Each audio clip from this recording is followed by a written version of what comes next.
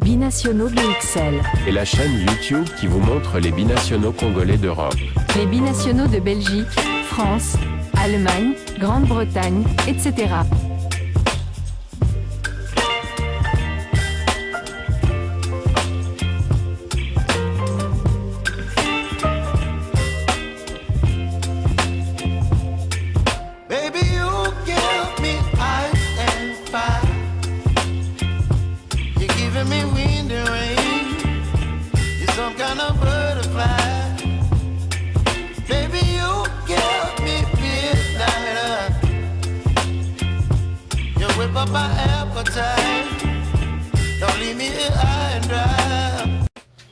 Bonjour à tous, nous sommes à quelques heures du coup d'envoi de la rencontre qui va opposer l'Éthiopie à la RDC, comptant pour la deuxième journée des éliminatoires de la CAN 2025. Nous allons vous faire l'avant-match, parce que les Léopards de la RDC sont bien arrivés, étaient bien arrivés à Dar es Salaam.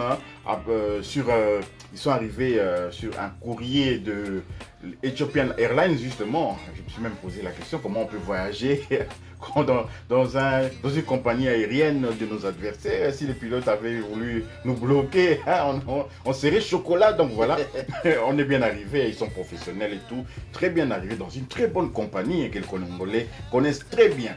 Et donc, les Léopards s'étaient entraînés, le ministre Didier Boudimbo est sur place. Et on nous a déjà promis que les contingents de supporters, donc soyez rassurés, même s'il n'y a pas une communauté congolaise, je ne sais pas qui serait motivé pour cette rencontre, mais je crois que la présence du ministre des Sports sur le terrain, peut-être avec la logistique pécuniaire pour pouvoir payer éventuellement les billets pour ceux qui en manquent, l'essentiel qu'on puisse, si on est capable de faire venir les Congolais de Kinshasa, leur payer des billets d'avion pour qu'ils viennent soutenir, à combien plus forte raison on ne pourrait pas le faire pour les Congolais qui sont sur place et qui ont des difficultés financières pour payer peut-être leurs billets.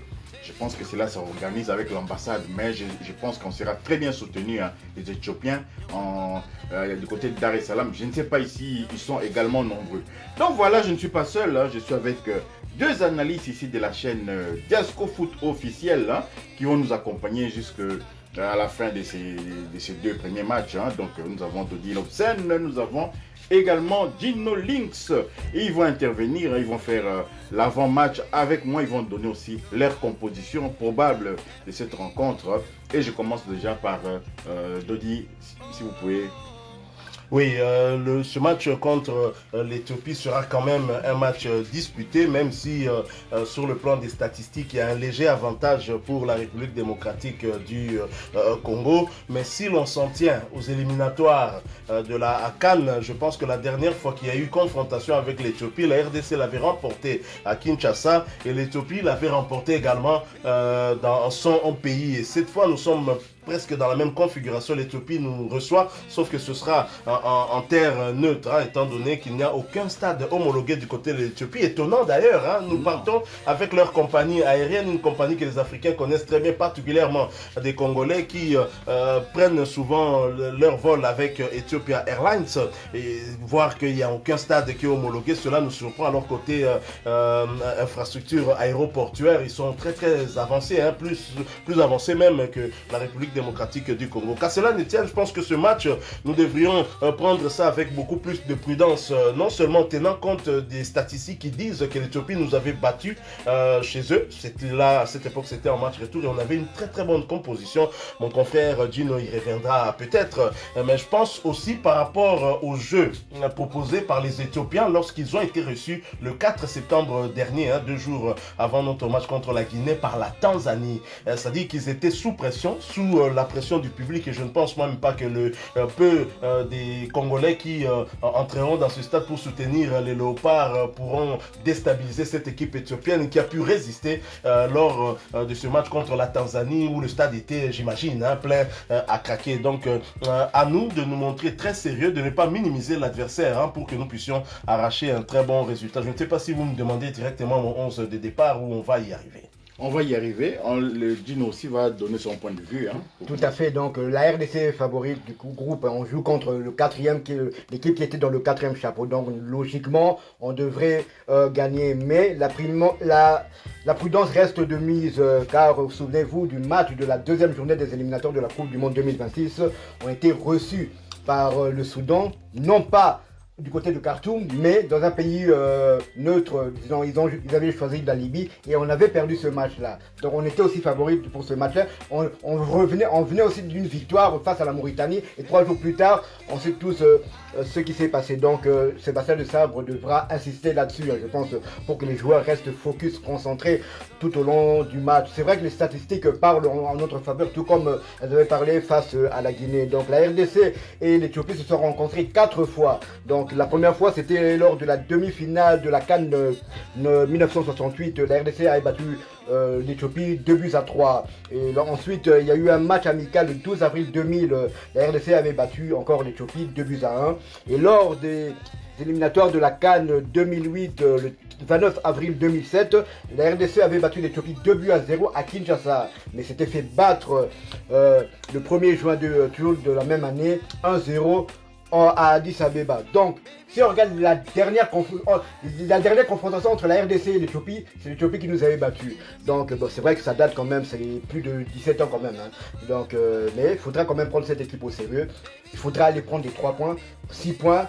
Là, on met déjà à condition que la Guinée batte aussi la Tanzanie. Donc le troisième serait déjà à 5 points, alors qu'il restera que 4 journées. Là, on pourra gérer, mais il faudra prendre ce match au sérieux. Et comme je l'ai dit, se référer au match perdu face au Soudan. Sébastien Desabre a un problème, un souci quand même, il faut le dire, avant ce match. Et ce souci n'a pas été résolu lors du match contre la Guinée. C'est que depuis un certain temps, en tout cas, nos attaquants ne sont pas efficaces.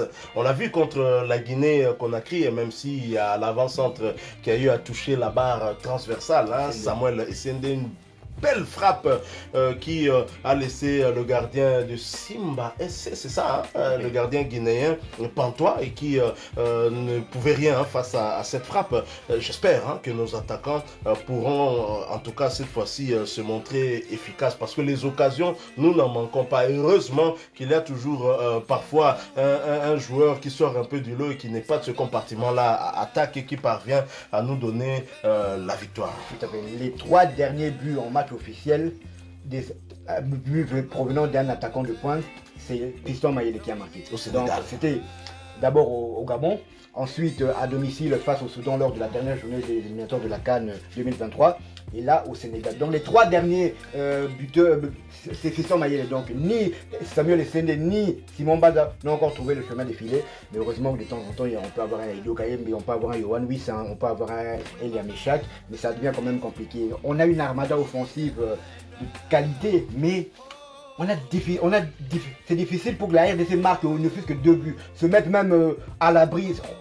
Donc la défense doit toujours être aux aguets pour ne pas encaisser, car je ne sais pas ce qui se passe. Je ne sais pas si c'est un problème,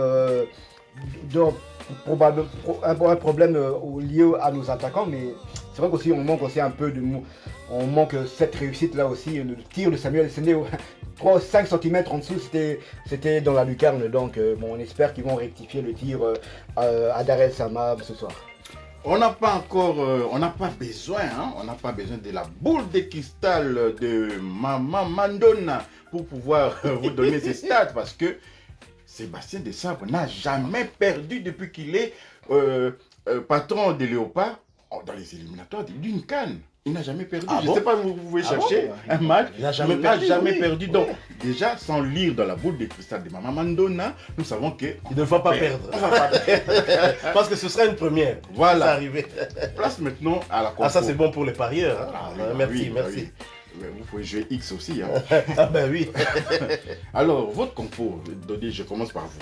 Alors ma compo, je vais quand même faire 3 changements, tenant compte de la fatigue hein, lors de ce premier match face au Syrie national, un match qui était avec une très forte intensité. On a vu certains joueurs qui étaient émoussés et donc je vais quand même procéder à 3 changements.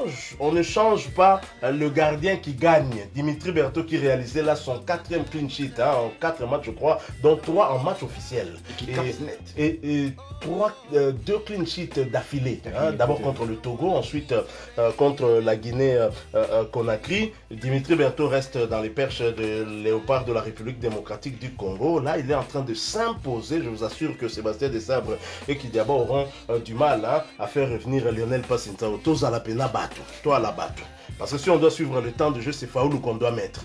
Donc Dimitri Berthaud rassure, surtout dans sa prise des balles. On l'a vu encore une fois lors de ce match contre la Guinée. Alors en défense, je ne change pas. Je pense que Arthur Maswaku pourra récupérer. On aura besoin de son apport offensif aussi hein, pour essayer un peu de mettre à mal cette équipe éthiopienne. Dans l'axe, on garde Enoch Inonga Baka. Il connaît bien ce stade de la Tanzanie. Et Chancel Mbemba Mangoulou, notre capitaine. Et du côté droit, bien sûr, Axel Toanzebe. Au milieu de terrain, c'est là où j'apporte le premier changement avec Noah Sadiki qui remplace Charles Piquel qui était très émoussé lors de ce match contre la Guinée, un peu comme il l'était hein, lors du match contre le Sénégal. Et au match contre le Togo, Sébastien Desabre l'avait laissé sur le banc. Il fera son entrée sur l'aire de jeu plus tard. Et bien sûr, je garderai Samuel Moutoussamy et Edo Kayembe. Peut-être que Gaël Kakuta pourra faire son entrée un peu plus tard. Mais en attaque, bien évidemment, on aura sur le côté droit Elia Meshak faisant son retour comme titulaire. On était rassurés. On a vu monter pour remplacer, je crois, Théo Bongota lors du match contre la Guinée. Du côté gauche, bien sûr, Yohan Wissa. En pointe, je change aussi. Donc là, je préfère personnellement qu'on mette Simon Banza. Je pense qu'il a besoin de retrouver la confiance face à un tel adversaire. Cela peut se faire facilement. Alors, Dino. Tout à fait. Moi, je ferai que 2 changements. Donc la défense aussi, je la garderai en l'état. Donc Dimitri Berthaud dans les perches. À droite, Axel Toanzembe. Dans l'axe, je garderai le binôme Chancel Mbemba et Enoch Inonga Baka. À gauche, l'incontournable Arthur Maswaku. Milieu défensif, je sortirai Charles Piquel aussi, car on l'a vu très émoussé. Donc il avait même du mal à sortir lors de son remplacement. Donc je le remplacerai par notre cadet national, à savoir Noah Sadiki. Et devant le triangle, là, Noah Sadiki, Moutoussamy et Edo Kayembe. À droite, je laisserai au repos Théo Bongona, je remettrai Elia Meshak. À gauche, je garderai quand même Yohan Wissa, qui est quand même capable sur un trait de génie de faire la différence, comme on l'a vu son extérieur du droit pour Elia Meshak pour le seul but face au Togo. Et devant, je garderai quand même Samuel et Sende en espérant qu'ils trouvent le chemin défilé. Moi aussi, je vais donner ma compo, hein, mais donc c'est parfait cette défense, la même défense qu'au match contre la Guinée, mais il y a, je ne sais pas, je sens comme si il faudrait Batubinsika, je ne sais pas, à la place de qui, Chancel ou de Inonga Baka, mais entre les deux, peut-être, ça c'est ce que je sens, moi ressenti, je ne suis pas dans les secrets des dieux ni du demi-dieu, mais Chancel même peut-être va être émoussé, peut-être n'a pas pu récupérer, je ne sais pas, on communique rien du tout, donc, et puis il ne doit pas communiquer sur ça aussi, hein, l'adversaire pourrait être au courant. Bon, peut-être Batubinsika, mais sinon la défense est parfaite. Alors au milieu du terrain, j'ai comme, enfin, on doit remplacer, quoi qu'il arrive, on doit remplacer Charles Piquet qui était très émoussé et qui a du mal, qui aura certainement du mal à récupérer. Mais j'ajoute notre cadet national à la place de Charles Piquet. Et oh surprise, au lieu de Moutoussamy, vu que il y a encore qui avait joué, Edo Kayembe était déjà là, donc si je fais sauter Charles Piquel, je garde Edo Kayembe qui est déjà tué, je garde Edo Kayembe et je fais sauter Moutoussamy, je le remplace par Gaël Kakuta. Donc là, parce que je Idoka sais est que un peu plus bas. je sais que Sadiki et Edoka Imbe ils sont déjà un peu défensifs, hein. Ils peuvent jouer assumer ces rôles-là. Quand même, on ne va pas jouer avec 3 joueurs à vocation défensive, mais nous avons besoin de ces Gaël Kakuta. Mais maintenant, Gaël Kakuta, faudrait-il l'introduire en seconde mi-temps lorsque quand même les Éthiopiens seront un peu plus fatigués parce que là ils ont plus de temps de repos que nous. Et Kakuta, on le sait bien, si déjà il y a l'impact dès le début du match, il a du mal. Donc peut-être le conserver, on conserve. On dit à Moutoussamy, tu te donnes à fond pour une mi-temps, et puis en deuxième mi-temps, on va mettre Gaël Kakuta. Donc voilà. Pour l'attaque, je vous rejoins sur le plan sur le remplacement de SND par Simon Banza. J'ai été déçu par Fiston Maël. On n'a pas besoin d'égoïsme en ce moment, lorsque surtout il faut assurer la victoire. Hein. On a la possibilité de marquer un deuxième but, mais toi tu vois, ton intérêt personnel, ce n'était pas une très bonne chose. Et d'ailleurs, les sélectionneurs Sébastien Desabre étaient très énervés sur cette action-là. Et donc voilà, après cette composition, Théo Bongonda. Oui, je peux dire aussi entre Théo Bongonda et Meshak, ça peut être aussi la même chose. Hein. Bongonda peut soit commencer, soit terminer. Et ça va dépendre du coach. Hein. Ça va dépendre du coach. Mais je voulais encore dire une chose concernant... non, je vous laisse d'abord parler. Cette équipe éthiopienne, vous avez quelque chose, des informations sur l'équipe éthiopienne qu'on a vu quand même. On avait vu à la CAN au Cameroun, je pense. Oui, cette équipe éthiopienne, je parlerai surtout de ce match contre la Tanzanie. Il y a quand même quelques enseignements à tirer, hein, notamment sur base des statistiques. C'est vrai que cette équipe n'a pas trouvé le chemin de filer, mais n'a pas encaissé non plus. Et donc, ce qui signifie que c'est une équipe qui a quand même une très belle défense. Hein. Mais je note que la difficulté de cette équipe, ce sera peut-être sur un plan offensif. Parce que si l'équipe n'est pas parvenue à trouver la faille et même pas à avoir un tir cadré hein, sur les 8 tentés, je crois qu'avec les Léopards, elle aura encore un peu plus de mal avec cette très bonne défense que nous avons, une défense qui n'encaisse pas. Et lorsque ça arrive qu'elle encaisse plus d'un but, et on a vu que l'équipe congolaise a réalisé 2 clean sheets d'affilée et ce n'est pas un hasard.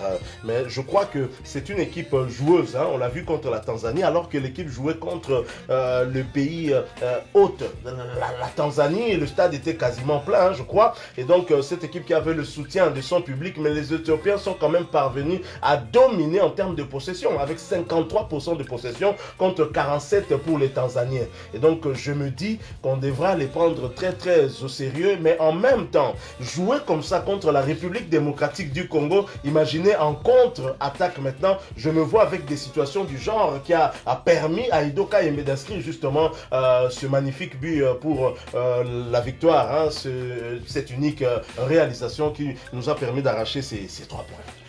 L'Éthiopie est obligée, hein, je peux dire, hein, quand même, de gagner parce qu'ils ont 0 but, 1 point, 0 but, donc ils sont obligés de gagner. Nous, on n'est pas obligé de gagner au coup d'envoi à 4 points, ça pourrait nous suffire. On peut les laisser. D'autant plus que, oui, ça peut suffire, mais ça pourrait donner aussi l'indication à nos 2 autres adversaires qui vont jouer le lendemain, hein, donc ils vont jouer demain.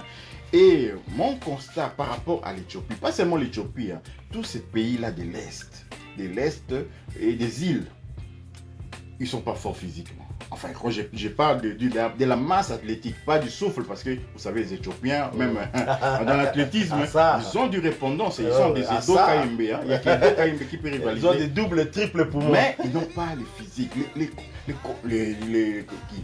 De l'île Maurice, Djibouti, Somalie, tu vois, tous ces pays-là, ils n'ont pas vraiment le physique qui nous permet qui puisse leur permettre de pouvoir rivaliser contre le Sénégal, contre tu vois, des puissances comme ça, africaines, le Nigeria notamment, le Congo, hein, le Cameroun.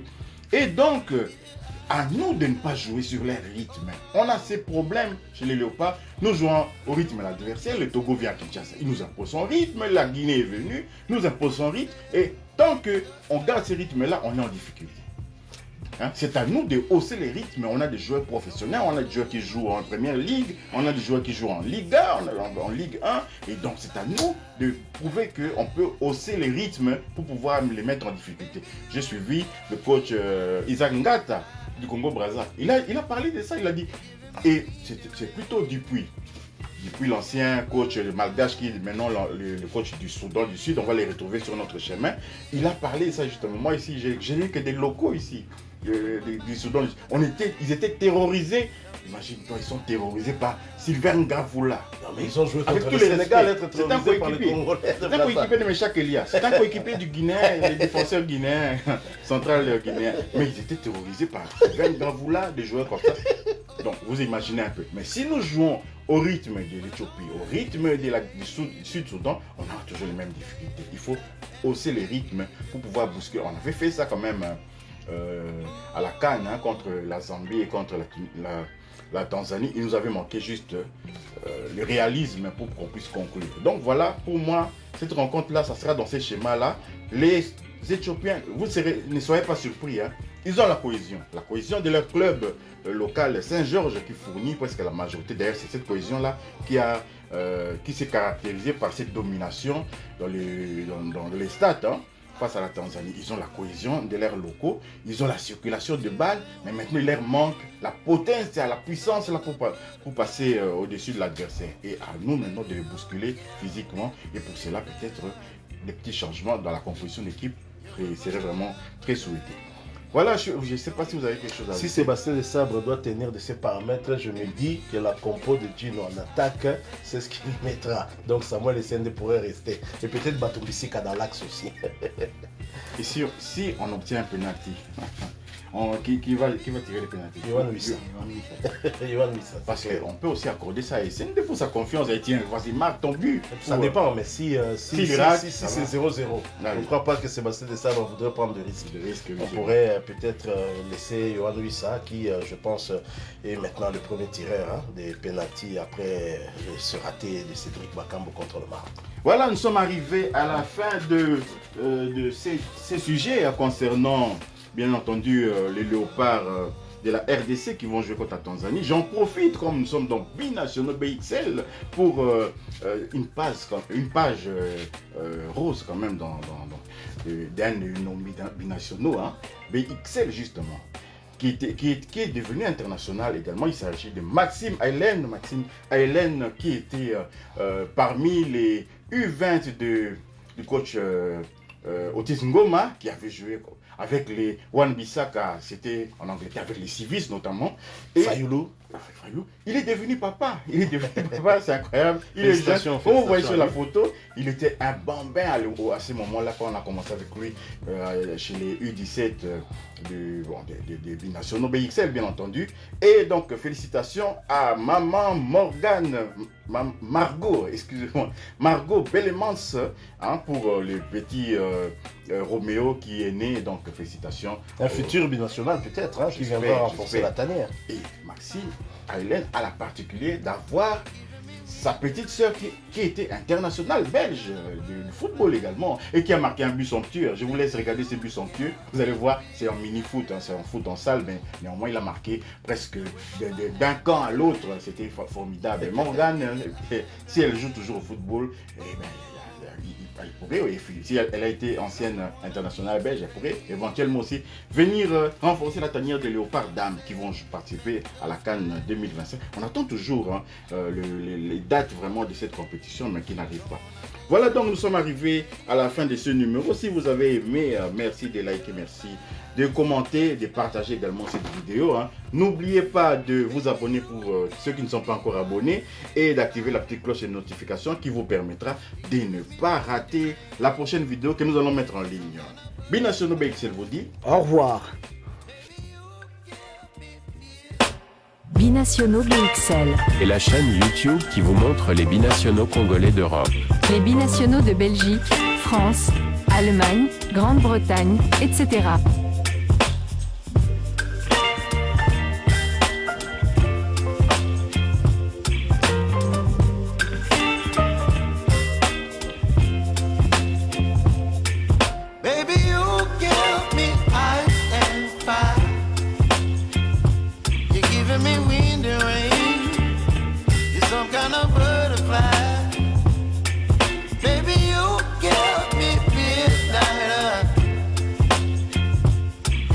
My appetite, don't leave me here high and dry.